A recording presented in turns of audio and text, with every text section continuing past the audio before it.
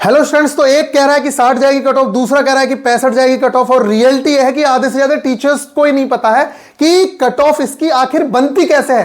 Cut off तो बाद की बात है कि कट ऑफ क्या जाएगी, यही नहीं पता है कि इसकी कट ऑफ कैसे बनती है। अरे सिविल इंजीनियरिंग वालों की कट ऑफ कुछ और रहती है, मैकेनिकल की कुछ और रहती है, और सीएमए डीएमएस की कट ऑफ तो उतनी रहती है आप सोच भी नहीं रखते होगे कितनी कट ऑफ रहती है। तो गाइज आप लोगों को पहले रियलिटी पता होना चाहिए। एएलपी सीबीटी 2 की तैयारी करूं या फिर जेई सीबीटी 2 की तैयारी करूं, इस तरीके के क्वेश्चंस भी आपके मन में उठ रहे होंगे। तो गाइज ऐसा ना हो कि जेई सीबीटी 2 के चक्कर में आप अपना एएलपी सीबीटी 2 भी गवा दो, क्योंकि रियलिटी ऐसी है कि आपका पेपर भले ही अच्छा हो गया होगा। मान लेते हैं कि देखिए एक बार एक चीज दिखाता हूं मैं आप लोगों को, फिर मैं आपको बताऊंगा। और इसके बाद बहुत सारे स्टूडेंट कहेंगे कि तू कैसे ज्ञान दे रहा था, वो भी बताऊंगा, अपने मार्क्स भी दिखा दूंगा मैं आप लोगों को। आप देख रहे हैं यहां पे कि 2, 3, 4 इनकी कट ऑफ बहुत कम जा रही है। 13 नंबर तक कट ऑफ कम है, फिर उसके बाद कट ऑफ बढ़ गई है और लास्ट में बहुत ज्यादा हो गई है। ये 70 भी कट ऑफ गई है, 75 भी गई है, और तो और 83 तक भी कट ऑफ गई है। ये देख लीजिए यहां पे अगर आप नीचे देखेंगे तो 83 कट ऑफ गई है, 82 कट ऑफ गई है। तो ऐसा क्यों हो रहा है? तो गाइज सबसे पहली बात आप लोगों को यह ध्यान रखनी है। अच्छा, उससे पहले मैं अपने मार्क्स दिखा देता हूं जिससे कि आप लोगों को थोड़ा विश्वास रहे। तो गाइज ये मेरी मार्कशीट है, आप लोग यहां पे देख सकते हैं कि ये मेरा नाम है गुरबच्चन सिंह। सीबीटी 1 का स्कोर है, ये रजिस्ट्रेशन नंबर, ये छोड़िए, मैंने गोरखपुर से अप्लाई किया था और टोटल नंबर ऑफ क्वेश्चन 100 और नंबर ऑफ क्वेश्चन अटेम्प्ट किए थे मैंने 95। अब मैं आप लोगों को दिखाता हूं कि मेरे मार्क्स कितने बने हैं, जिससे आप लोगों को कुछ अंदाजा हो और ये भी पता चले कि ये जो बोल रहा है कि सही है या गलत है। अच्छा, इसका दूसरा पार्ट है ये स्क्रीनशॉट का। अब आप यहां देखिए अप्लाई आरआरबी गोरखपुर दिख रहा होगा। टोटल नंबर ऑफ क्वेश्चंस 100 और मेरे अटेम्प्ट जो है वो 95 है। और इस बार के पेपर में और उस बार के पेपर में क्या डिफरेंस था उस पर भी मैं बात करूंगा। नंबर ऑफ क्वेश्चंस 95 है क्योंकि उस टाइम तो हमारी तैयारी थी, तो हम लोग अटेम्प्ट भी करते थे। ऐसा नहीं है कि अभी देखिए अभी में और उस समय में तो डिफरेंस है। जब एक स्टूडेंट की तरह तैयारी करते हैं तो उसमें बहुत अच्छे से सारी चीजों को प्रिपेयर करना पड़ता है। तो गाइज यहां पे उस टाइम का मेरा अटेम्प्ट था 95, जिसमें से करेक्ट जो हुए मेरे 83 हुए और नंबर ऑफ रॉन्ग आंसर्स मेरे हुए 12, जिससे एक्चुअल मार्क्स जो ऑब्टेन हुए वो 79 हुए। आफ्टर नॉर्मलाइज जो मार्क्स मिले मेरे को 83.031 मार्क्स मेरे को मिले आफ्टर नॉर्मलाइजेशन। इसके बाद एक बार और थोड़ा सा चेंजेस हुआ था, जिसमें करीब मेरे मार्क्स हुए थे 86 के करीब, 86 पॉइंट कुछ मार्क्स हो गए थे। तो whether shortlisted for CBT 2, yes, ये तो आप सबके में लिखा हुआ आ सकता है, बहुत सारे स्टूडेंट्स हैं। अब देखिए दिक्कत क्या होगी उसके बारे में बात करता हूं, जो मोस्ट इंपोर्टेंट चीज है उसके बारे में आप लोगों को मैं बता दूं। देखिए बहुत सारे स्टूडेंट्स हैं, उनके रिजल्ट में ये वाली लाइन तो मिल जाएगी कि शॉर्ट लिस्ट हो गए हो, लेकिन एक बात बताइए, मान लेते हैं कि हर पोस्ट की देखो कट ऑफ जा रही है अलग अलग। ये यहां पे देख लीजिए, एक बार आपको मैं दिखा देता हूं।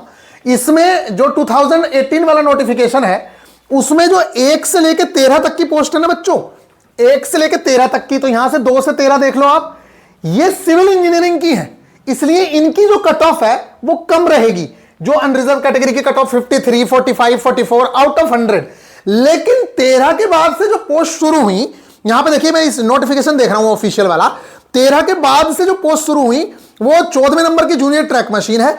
और फिर इसके बाद जो पोस्ट है वो सारी की सारी इलेक्ट्रिकल, इलेक्ट्रॉनिक्स, मैकेनिकल वालों की पोस्ट है 13 के बाद से। तो आप देखिए 13 के बाद से कहां तक पोस्ट है इनकी, 13 के बाद से जो पोस्ट है वो है इनकी लगभग ये सारी की सारी पोस्ट जो है यहां तक 65 तक, 65 तक जो है, यहां तक जो आप कट ऑफ देख रहे हैं ये सारी की सारी मैकेनिकल वालों की कट ऑफ है। तो आप देख रहे होंगे ओबीसी की कट ऑफ भी 62 जा रही है और यहां पे 69 भी कट ऑफ जा रही है, 69 अनरिजर्व कैटेगरी की 69।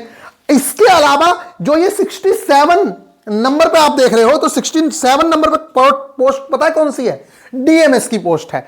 इस डीएमएस की पोस्ट पे सभी लोग एलिजिबल हैं, सभी, चाहे वो इलेक्ट्रिकल का हो, मैकेनिकल का हो, और बाहर के भी लोग एलिजिबल हैं जो भी एससी वाले थे।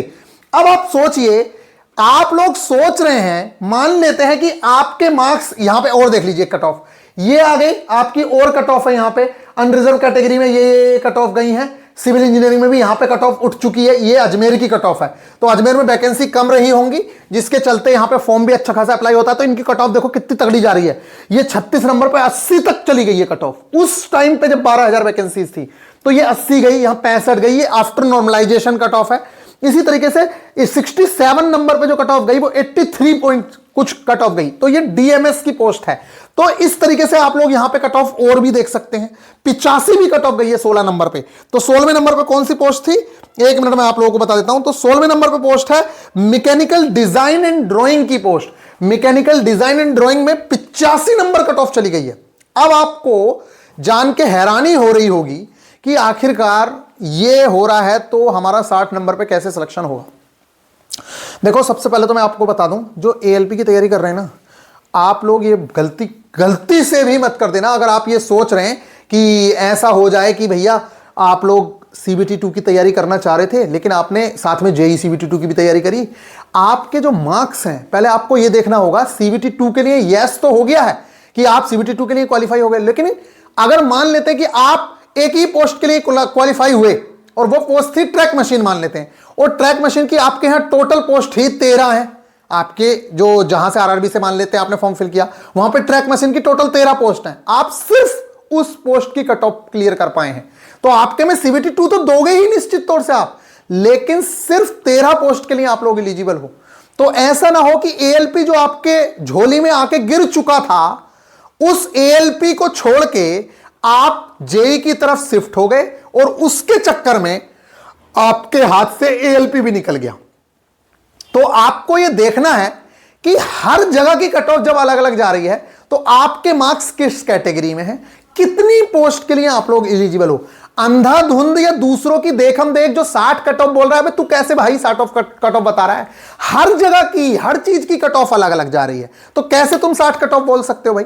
हर पोस्ट की कट ऑफ अलग अलग जा रही है। तो पोस्ट कितने टाइप की है, तो पोस्ट यहां पे अगर देखो तो पिछली बार जो पोस्ट थी टोटल वो 70 टाइप के आसपास पोस्ट हैं। सीएमए की पोस्ट है 69 नंबर पे, और यहां पे डीएमएस की पोस्ट है 67 नंबर पे।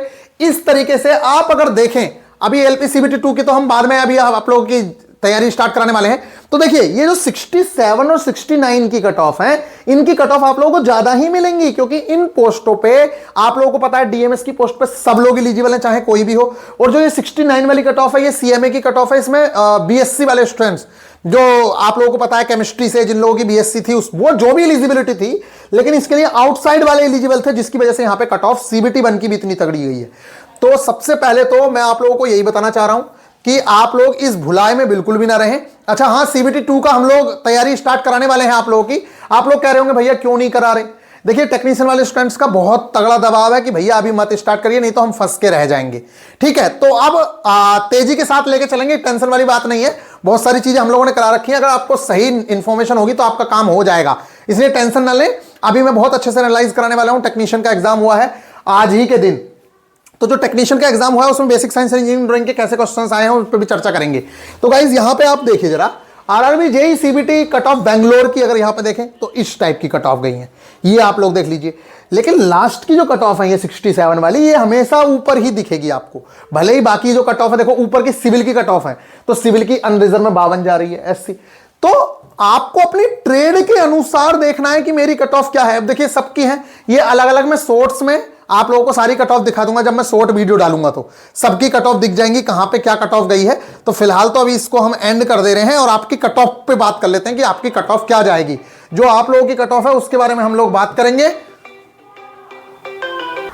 तो गाइस अब बात कर लेते हैं आप लोगों की कि अब क्या कट ऑफ रहने के चांसेस हैं। देखिए, अब जैसे कोई सोचे कि ये 2015 में कट ऑफ थी, ये कट ऑफ रही थी 2015 की कट ऑफ है ये, ठीक है। तो ये आप देख लीजिए ये 2015 की, तो इससे तो खैर लेना देना है ही नहीं, क्योंकि पैटर्न सेम टू सेम 2018 जैसा है, तो आप 18 से ही कंपेयर करें। अच्छा, पिछली बार की तुलना में इस बार का पेपर क्या है, तो पिछली बार की तुलना में अगर पेपर की बात करें तो मैंने आप लोगों को पहले ही बताया था कि आरआरबी जेई का जो पेपर है वो ग्रुप डी से भी आसान आया था, एएलपी से भी आसान आया था। सबसे ज्यादा डिफिकल्ट पेपर अब तक का ग्रुप डी 2022 का ही हुआ है, और 2018 में भी ग्रुप डी का पेपर अच्छा था, क्योंकि एक ही पेपर से सिलेक्शन होना है। इसी तरीके से इस बार आप लोगों का टेक्नीशियन का भी जो पेपर है वो ठीक ठाक रहेगा, ज्यादा सिंपल नहीं रहेगा, इस चीज को ध्यान रखना। तो पेपर जो है जेई का आपका कैलकुलेटिव था, ये सब लोगों को पता है। जो इस टाइम पे बोल रहे हैं मैं 95 करके आया हूं, बाद में वो गिर ही जाते हैं, आप लोगों को पता है। और चलो मान लेते हैं टॉपर्स हैं भी, हमारे यहाँ कितनी 8000 वैकेंसी है ना, 7900 कुछ वैकेंसी है। तो अगर 8000 वैकेंसी है और 15 गुना बच्चे लिए जाएं तो 15 × 120 1,20,000 बच्चा लिया जाना है। कितना? 1,20,000। मान लेते हैं कि 70,000 बच्चा, 1,20,000 में से 70,000 बच्चा टॉपर है, टॉपर भी है, तो उसके मार्क्स अच्छे हो सकते हैं और वो अच्छे खासे मार्क्स ला रहा होगा, लेकिन जो बाकी 50,000 हैं उस पर तो बच्चे सेलेक्ट होंगे ही। तो ओबीसी मेरे हिसाब से कट ऑफ तो देखो, अगर रियल कट ऑफ बता दें तो आप लोग तो डिसलाइक कर करके मार दोगे, फिर भी मैं आप लोगों को बता रहा हूं, कुछ कुछ डर डर के आप लोगों को कट ऑफ बतानी पड़ती है, क्योंकि आप लोगों को कट ऑफ वही पसंद आती है जो आप लोगों को बिल्कुल ऐसे बता दे कि 30 कट ऑफ जाएगी, उसे आप भर भर के लाइक करते हो, जबकि वो आपके सपनों पे पानी फेर रहे हैं, कुछ नहीं कर रहे हैं, क्योंकि उन लोगों को नॉलेज ही नहीं है, उनको पता ही नहीं है कि कट ऑफ में क्या है रियल में। तो गाइज मेरे अकॉर्डिंग अगर आप मान के चलें तो आप ये मान के चलें, देखिए जो सिविल वाला स्टूडेंट है, सिविल इंजीनियरिंग वाले जो स्टूडेंट हैं उन लोगों की कट ऑफ कम रहती है। तो अगर कोई भी अनरिजर्व कैटेगरी का बच्चा है और वो रॉ स्कोर लगभग 55-60 के करीब कर रहा है या 58-60, ये आप लोगों का अगर ये स्कोर है लगभग, ठीक है, तो आप ये मान के चलिए कि आप लोगों का प्री लगभग क्लियर हो जाएगा अनरिजर्व कैटेगरी में, ठीक है। ओबीसी में फिर 2 नंबर कम कर लो आप लोग, फिर इसी तरीके से एससी एसटी वालों का तो 50 पे भी सिलेक्शन हो जाएगा, कम पे भी हो जाएगा, और तो लगभग इतना मान के चलो सिविल इंजीनियरिंग या इससे भी कम पे आप लोगों के सिलेक्शंस हो जाते हैं। बात कर लेते हैं बाकी जो ब्रांचेस हैं या डीएमएस सीएमए वाली जो पोस्ट है। तो बच्चों देखो, जो ये डीएमएस है ना और ये सीएमए है ना, इनकी पोस्ट है ही बहुत कम। कहीं पे देखिए, अच्छा ये बताइए, मान लेते कहीं पे 15 पोस्ट है, कहीं पे ये 20 पोस्ट है, तो अगर 15 गुना बच्चे भी ले रहे हैं, 15 गुना बच्चे भी ले रहे हैं, तो होता क्या है, यहां पे 15 दूनी 30, 300 बच्चा ही तो हुआ। तो 300 बच्चा तो 80 नंबर ला ही सकता है ना। आपकी डिवीजन में 300 बच्चे तो 80 नंबर ला ही रखे हैं ना, तो फिर कट ऑफ उसकी हाईएस्ट ही रहेगी ना, जब उसे 300 ही बच्चे जाने हैं वहां पे, तो उसी हिसाब से कट ऑफ रहेगी। अच्छा ये वाला एग्जांपल गलत मत समझ लेना, इसका मतलब ये नहीं है, लेकिन इनकी जो कट ऑफ है, फिर भी ये गलत समझाया मैंने, ऐसे नहीं होता है, क्योंकि ऐसा नहीं है कि 20 पोस्ट की अलग और फिर दूसरी पोस्टों की अलग, इस तरीके से बच्चे नहीं लिए जाते हैं, क्योंकि अगर ऐसे लिए जाएंगे तो सेम बच्चा ही बार बार सेलेक्ट हो जाएगा, ठीक है। कुछ पैटर्न है, उसके बारे में बाद में बात करेंगे। फिलहाल बस आप ये समझिए कि इसकी जो कट ऑफ है ना डीएमएस और सीएमए की, इनकी कट ऑफ कम से कम आप मान के चलिए, आप डीएमएस और जो सीएमए है इन पोस्ट के लिए मेरे अकॉर्डिंग लगभग 70 मार्क्स आपके होने ही चाहिए। 70 के आसपास इनकी कट ऑफ रहेगी, और बाकी 65 पे ओबीसी वालों का भी काम हो सकता है, और इसी तरीके से 60 के आसपास एससी एसटी वाले का काम होगा।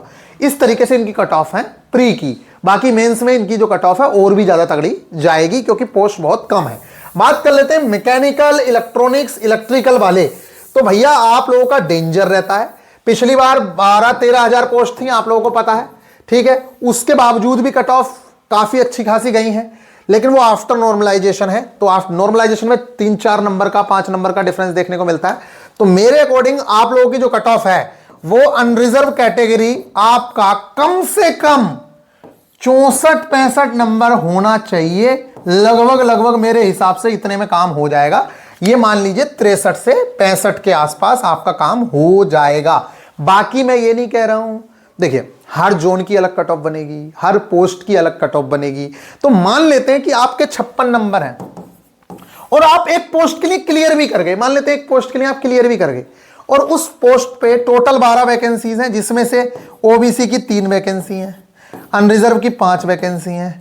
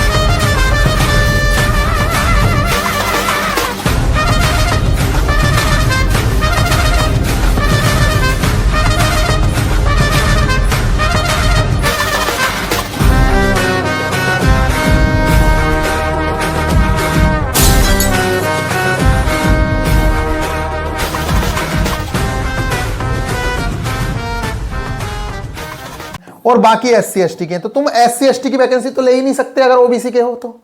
और ओबीसी या जनरल की आप ले सकते हो। जब आपने जनरल की कट ऑफ क्लियर करी होगी तभी आप इन 5 पे भी होगे। तो बची कितनी पोस्ट? 3 पोस्ट। तो आप उन 3 पोस्ट के लिए अगर आपके अंदर इतना जज्बा है कि मैं निकाल लूंगा, तब आप उसकी तैयारी में जरूर से जरूर जुटे। अगर आपको लगता है कि नहीं कुछ नहीं हो पाएगा, तो बेटा अपने एलपी पे ध्यान दो, आगे जो एग्जाम्स आ रहे हैं उन पे ध्यान दो, जिससे कि अच्छे से आप लोग चीजों को कवर कर सको। ग्रुप डी भी आगे आने वाला है, बेहतरीन तरीके से आप लोगों की तैयारी में हम लोग भी जुटे हुए हैं। तो मेरे हिसाब से अभी फिलहाल के लिए आप लोगों को जो कट ऑफ का फंडा है वो समझ आ गया होगा। बाकी ये कट ऑफ जो है बहुत लंबी होती है, इनका एनालिसिस करना, हर जोन का अलग अलग से बात कर लेंगे बाकी आराम से जब टाइम होगा। तो फिलहाल के लिए मैंने आप लोगों को कट ऑफ का फंडा बता दिया है कि ये कट ऑफ का फंडा क्या है। बाकी आरआरबी एएलपी सीबीटी 2 वाले बच्चे बहुत ज्यादा परेशान हैं कि कब स्टार्ट कर रहे हो, कब स्टार्ट कर रहे हो। देखिए मैं पूरी तरीके से रेडी हूं, आज या कल में ही आप लोगों को एप्लीकेशन पे चीजें दिख जाएंगी। और बाकी बात रही उसकी कि कोर्स कब से स्टार्ट होगा, तो मैं तो कल से भी रेडी हूं। लेकिन बात यही है कि टेक्नीशियन वाले स्टूडेंट्स बीच में फंस रहे हैं, जिसके चलते अब कोशिश यही है कि जैसे ही टेक्नीशियन का एग्जाम लास्ट होने पे आएगा, यानी कि 27-28 के आसपास, उस समय से मतलब लास्ट उस समय पे हम लोग चीजें लगभग स्टार्ट कर देंगे, क्योंकि मैक्सिमम बच्चों का उस टाइम पे पेपर स्टार्ट हो चुका होगा। आई होप कि आप लोगों को ये बातें समझ आई होंगी। मिलेंगे नेक्स्ट वीडियो में, ख्याल रखिएगा। लेकिन तब तक के लिए क्या करें? तब तक के लिए आप लोगों को अपनी ट्रेड जरूर से जरूर पढ़ना स्टार्ट कर देना चाहिए। अच्छा, ट्रेड के लिए गाइडेंस वाली वीडियो, कौन सी किताब खरीदें, किससे पढ़ें, इन सारी चीजों के बारे में मैं कोशिश करता हूं कि आप लोगों को वीडियो दे दी जाए। मिलेंगे नेक्स्ट वीडियो में, ख्याल रखिएगा, टेक केयर। बाकी जो हमारे साथ स्टूडेंट हैं उन लोग घबराने की आवश्यकता नहीं है, हम लोग पूरी कोशिश करेंगे। सारा एनालिसिस कर लिया है, इतने टेस्ट लगवाएंगे, बेहतरीन से बेहतरीन चीजें आप लोगों को करवाएंगे कि आप लोगों का सीबीटी 2 बड़े आसानी से क्लियर हो जाएगा। मिलेंगे नेक्स्ट वीडियो में, ख्याल रखिएगा। बाकी आपको खुली छूट है, किसी के भरोसे मत बैठो, अपना सिलेबस तुम लोगों के सामने है, मैंने सारी चीजें एनालाइज कर दी हैं, कहां से कितने क्वेश्चंस आते हैं, और उन चीजों को पढ़ना शुरू करो। इंजीनियरिंग ड्राइंग के पीछे हवा मत बनाओ, क्योंकि वहां से ज्यादा चीजें नहीं आती हैं। मिलेंगे नेक्स्ट वीडियो में, ख्याल रखिएगा, टेक केयर।